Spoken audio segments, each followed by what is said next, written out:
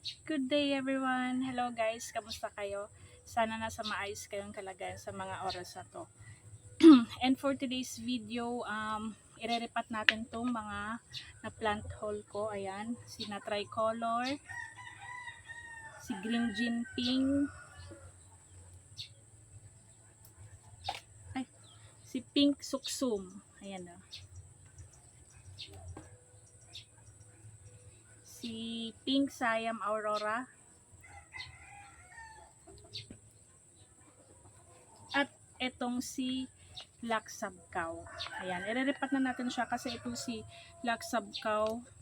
Ang nipis kasi ng pot niya and gusto ko maging stable na. Ayan, medyo ilang araw na nga to bago ko pa na-iripat kasi ngayon lang nagka-time. Ayan guys. So, iripat na natin sila. Yan, excited na ako. So, ito guys, simulan na natin dito kay Tricolor Aglonema.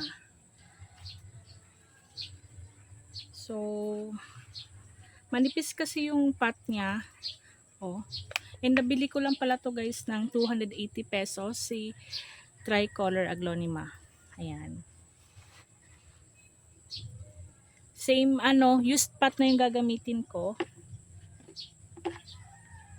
Para din ma-check ko na din yung mga roots niya kung okay. Oops, dandan lang. Yan, so nadagdagan ngayon ate yung collection. Uy, basang-basa yung ano niya. Oops. Ang pating sising gamit nila is rice hull na may coco pit. Ayan. So, dandan lang. Saka para ma-check ko na din yung roots, okay naman.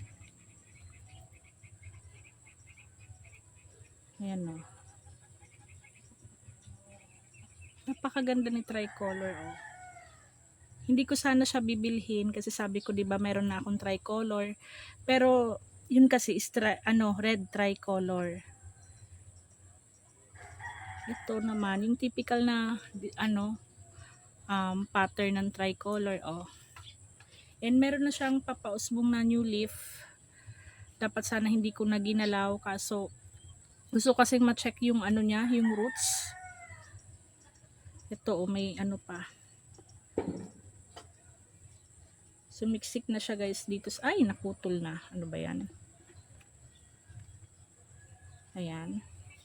Dadagdagan ko na lang siguro to ng rice hull guys. Para mas hindi ako sa niya yung potting mix.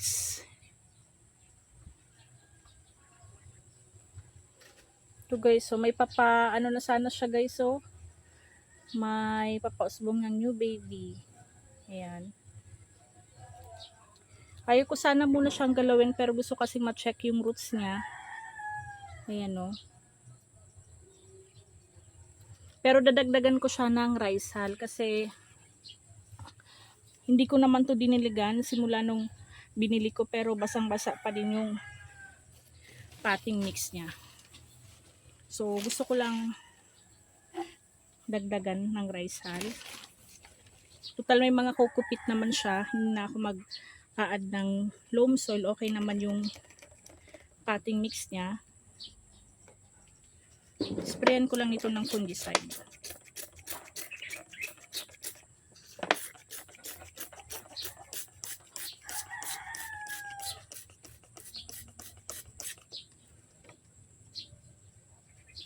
Ayan. So, pwede na sana nga guys siyang i-propagate pero ayoko munang galawin. Ayan o, dito sana ikakat. Pero kaso nagmamadali kasi ako ngayon kasi aalis kami. So, di bali na. Hindi ko muna siya gagalawin. Mag-antay na lang ako ng mga ilang months saka ko lang siya i-propagate. Pero maganda na sana siya i-propagate guys. So, tingnan nyo. Meron na siya dito papausbong na may node siya dito na papausbong oh. Ayan. Tapos ito nakakatuwa. Meron na siyang baby.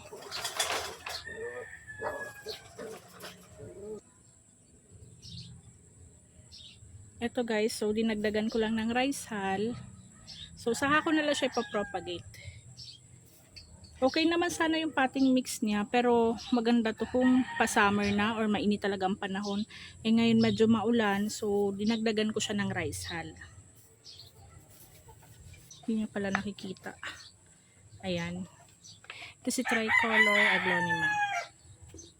Tapos okay na may mga roots niya.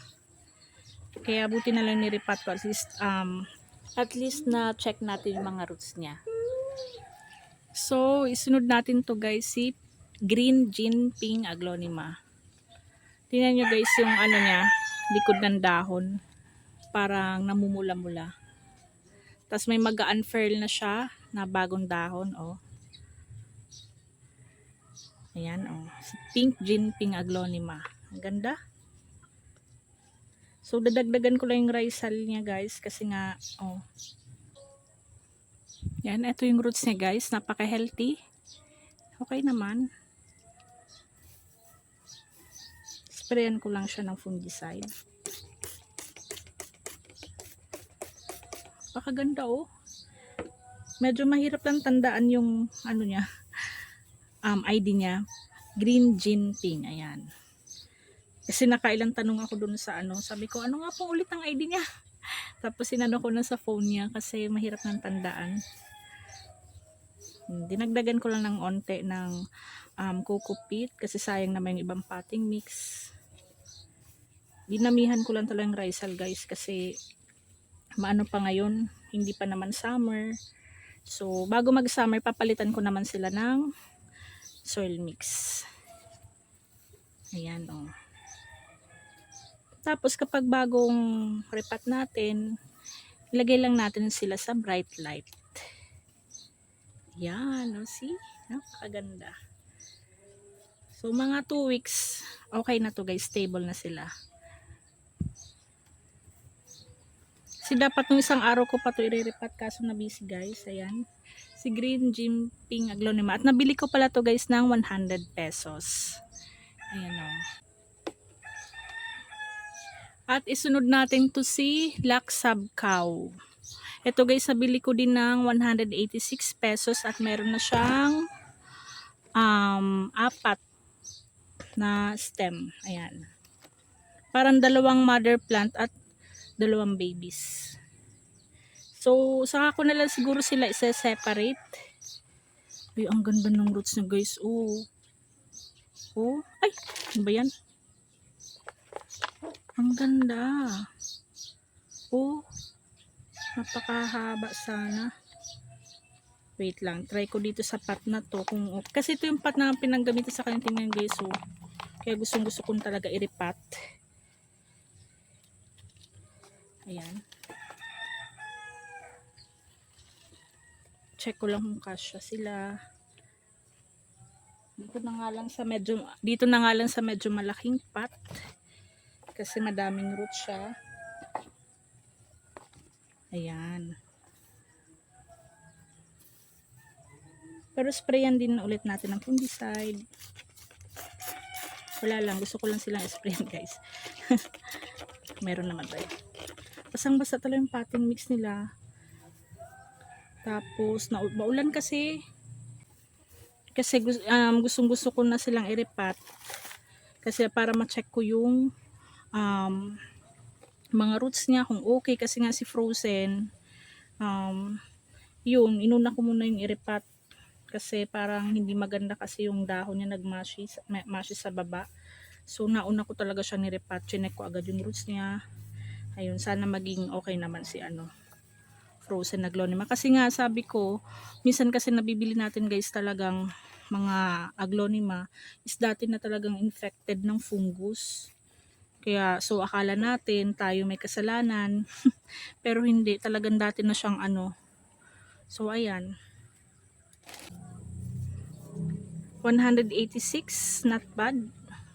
Tapos super lush na kasi nga 4 sila. And hindi ko muna sila pinaghiwa-hiwalay. Total kasya naman sila dito sa isang pot. Saka mas maganda kasi kapag lush tingnan kapag madaming dahon. Ayan. Pink Siam Aurora. Ayun. Ano ba yan? Tingnan nyo kasi guys ang color niya, pastel color and Yung, di ba, kinumpare ko siya sa pink lipstick. Yung pink lipstick kasi dark dito. Tapos, dark yung pagka-pink niya. Ito ang ganda, oh. Pastel color. Lalo siguro kapag nag-mutate siyang ganitong color, guys, oh. Ang ganda. Ayan. So, ito pala nabili ko ng 165 pesos. Ayan.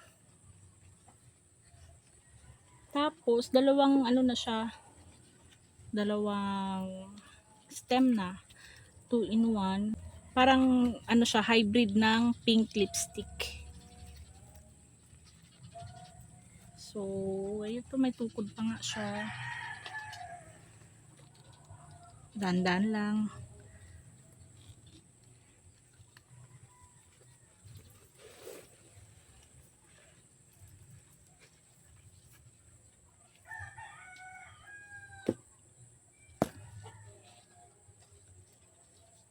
Ay guys, so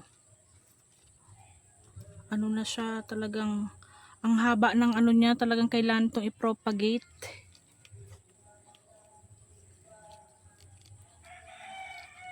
Pinag-isa nila sa ano, talagang napaka ano na niya, o mother plant.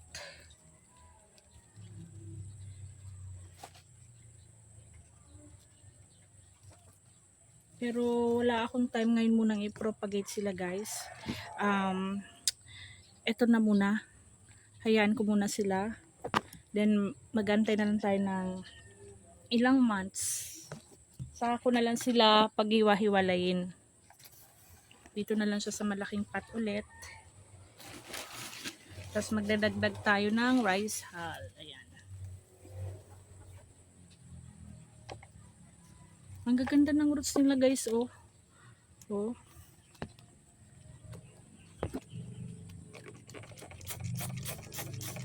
Tapos kailangan ko pa pala ng isang extrang ano, spray bottle kasi yung dating ginagamit ko, yung isa ano, sira na. Yan, oh. Kaya may tukod siya, guys, kasi ang haba ng ano niya, pinaglalagyan yung roots niya, yung stem and roots. Ano.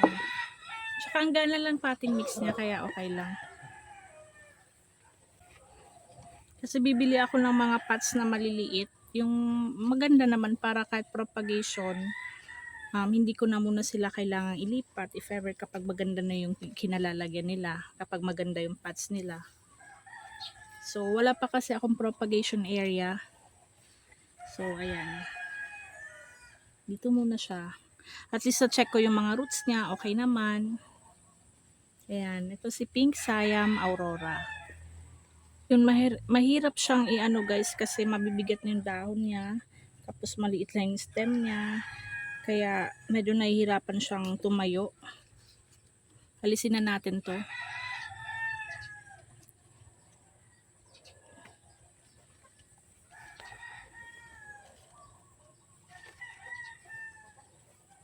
Ang bigat na kasi ng daon niya, guys, ina nyo. Kaya ganyan. So, ibabalik yung tukod niya mamaya.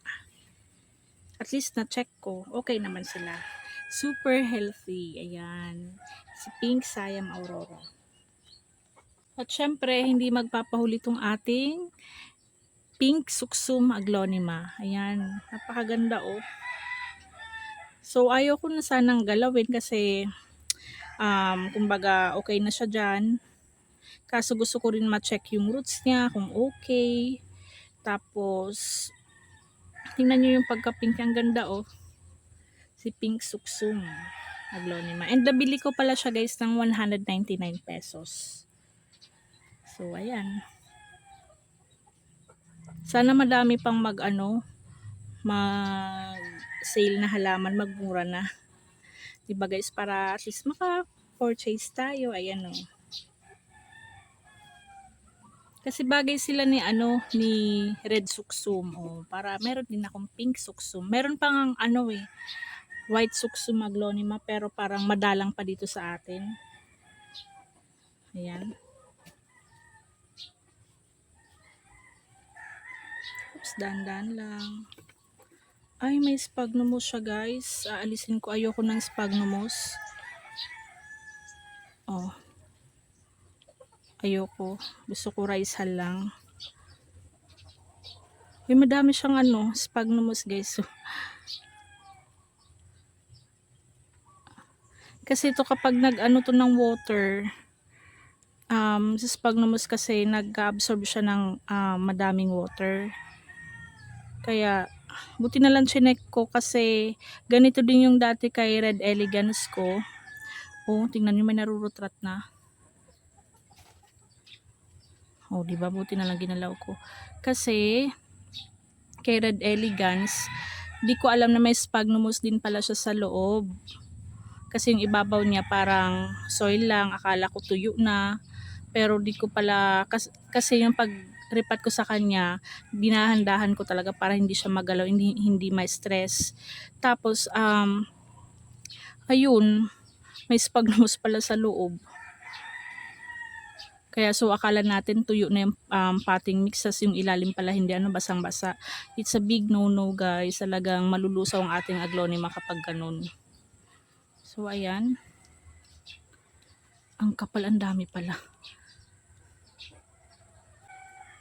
At eto na guys, si Pink Suksum, natagalan ako magtanggal sa kanya ng mga sphagnumos. Talagang nakasiksik siya dyan sa loob. Buti na lang tiningnan ko sphagnumos kasi akala ko ganun din sa sa iba, di ba, ang potting mix Rizal and coco peat.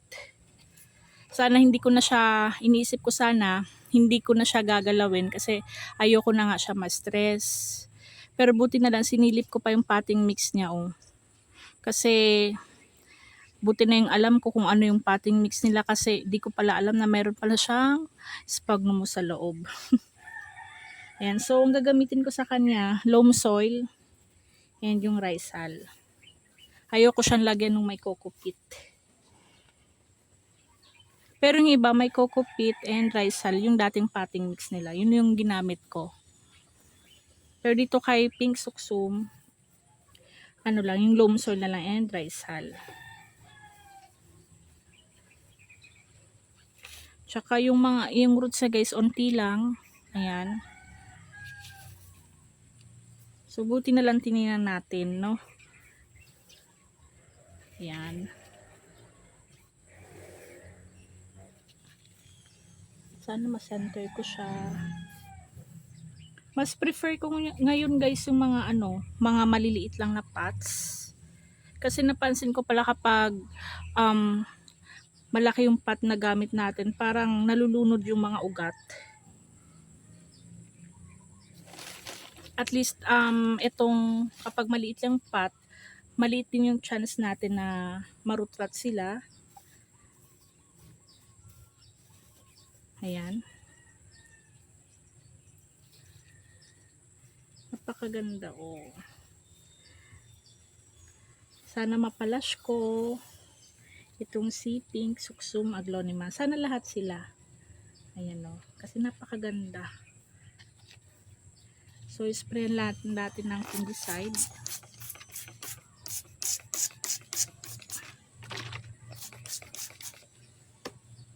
Ayan.